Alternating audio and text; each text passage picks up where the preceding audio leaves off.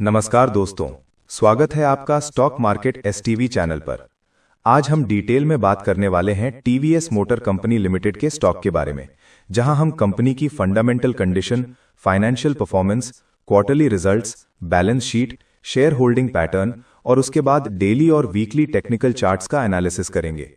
साथ ही Fibonacci levels के आधार पर एग्जैक्ट सपोर्ट और रेजिस्टेंस भी समझेंगे और अंत में क्लियर ओपिनियन देंगे कि नए इन्वेस्टर को एंट्री लेनी चाहिए या नहीं, और जो ऑलरेडी इन्वेस्टेड हैं उन्हें क्या करना चाहिए। टीवीएस मोटर कंपनी भारत की एक leading two wheeler manufacturing company है जो मोटरसाइकिल्स, स्कूटर्स और थ्री व्हीलर्स बनाती है। कंपनी का ब्रांड काफी स्ट्रांग है और डोमेस्टिक के साथ साथ इंटरनेशनल मार्केट्स में भी इसकी प्रेजेंस लगातार बढ़ रही है। अगर प्राइस की बात करें तो टीवीएस मोटर का करंट मार्केट प्राइस लगभग 3,549 रुपये 80 पैसे के आसपास ट्रेड कर रहा है।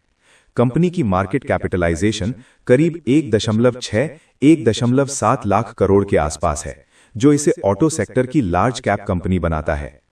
वैल्यूएशन की बात करें तो टीवीएस मोटर इस समय लगभग 60 से 65 के पीई रेशियो पर ट्रेड कर रहा है, जो क्लियरली बताता है कि स्टॉक चीप नहीं है बल्कि प्रीमियम वैल्यूएशन पर मिल रहा है। कंपनी की बुक वैल्यू करीब 171 रुपये प्रति शेयर के आसपास है और डिविडेंड यील्ड लगभग 0.25% से 0.30% के बीच है, यानी डिविडेंड इनकम से ज्यादा फोकस ग्रोथ पर है। अब प्रॉफिटेबिलिटी रेशियोज की तरफ चलते हैं।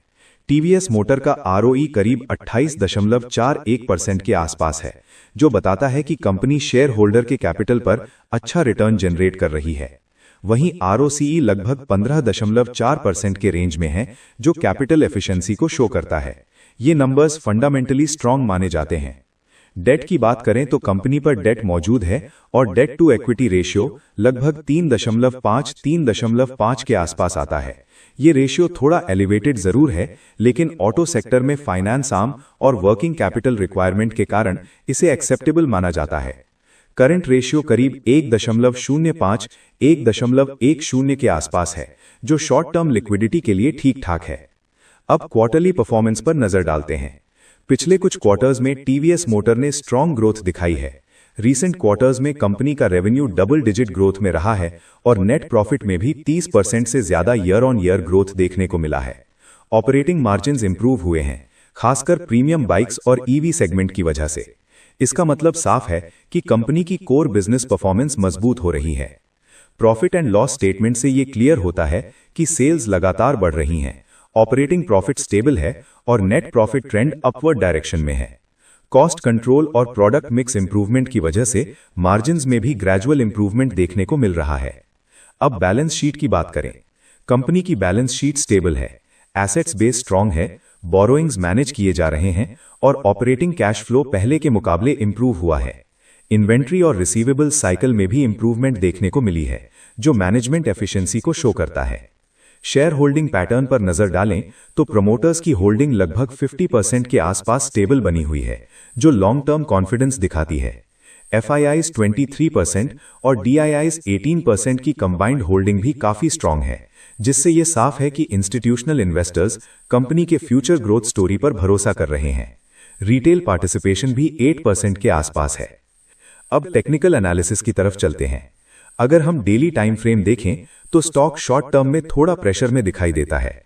डेली चार्ट पर आरएसआई मिड जोन से नीचे की तरफ है, एमएसीडी वीक दिख रहा है और शॉर्ट टर्म मूविंग एवरेजेस पर स्टॉक स्ट्रगल कर रहा है।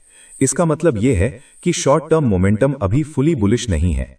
डेली चार्ट के हिसाब से इंपॉर्टेंट सपोर्ट जोन 3,500 से 3,450 रुपए के आसपास आता है।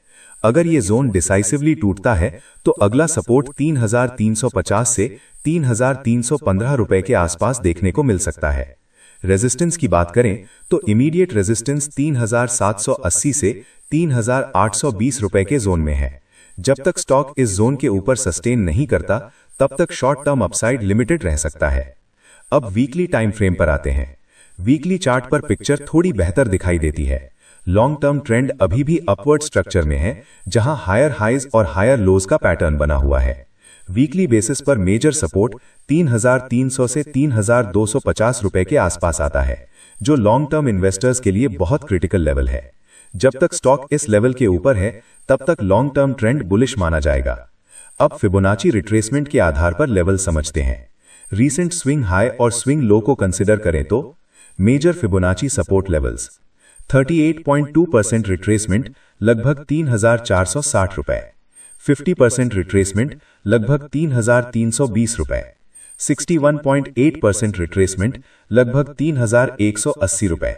ये levels long term buying interest के लिए इंपॉर्टेंट हैं। Fibonacci resistance levels, first resistance 3,675 रुपए, नेक्स्ट रेजिस्टेंस जोन 3,720 रुपए, स्ट्रॉन्ग ब्रेकआउट लेवल 3,770 रुपए के ऊपर। अगर स्टॉक 3,770 रुपए के ऊपर वीकली क्लोज देता है तो फ्रेश बुलिश मोमेंटम डेवलप हो सकता है।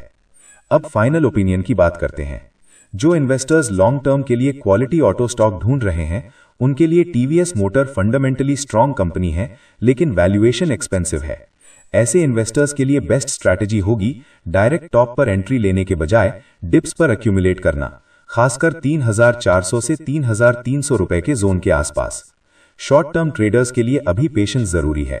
जब तक स्टॉक 3,780, 3,800 रुपए के ऊपर स्ट्रॉन्ग वॉल्यूम के साथ ब्रेकआउट नहीं देता, तब तक एग्रेसिव एंट्री अवॉइड करनी चाहिए। जो इन्वेस्टर्स ऑलरेडी इन्वेस्टेड हैं उनके लिए मेरी राय होगी होल्ड बनाए रखें, लेकिन 3,250 रुपए के नीचे स्ट्रिक्ट स्टॉप लॉस जरूर रखें। अगर स्टॉक इस लेवल के नीचे वीकली बेसिस पर क्लोज देता है तो रिस्क बढ़ सकता है। अंत में एक जरूरी डिस्क्लेमर, ये वीडियो पूरी तरह एजुकेशनल पर्पस के लिए है। स्टॉक मार्केट में निवेश रिस्क के अधीन है, इसलिए किसी भी तरह का बाय या सेल डिसीजन लेने से पहले अपना खुद का रिसर्च और फाइनेंशियल एडवाइजर की सलाह जरूर लें। अगर आपको ये डिटेल्ड एनालिसिस पसंद आया हो तो वीडियो को लाइक करें, अपने दोस्तों के साथ शेयर करें, चैनल को सब्सक्राइब करें और कमेंट में जरूर बताएं कि अगला एनालिसिस आप किस स्टॉक पर देखना चाहते हैं। धन्यवाद दोस्तों, मिलते हैं अगली वीडियो में।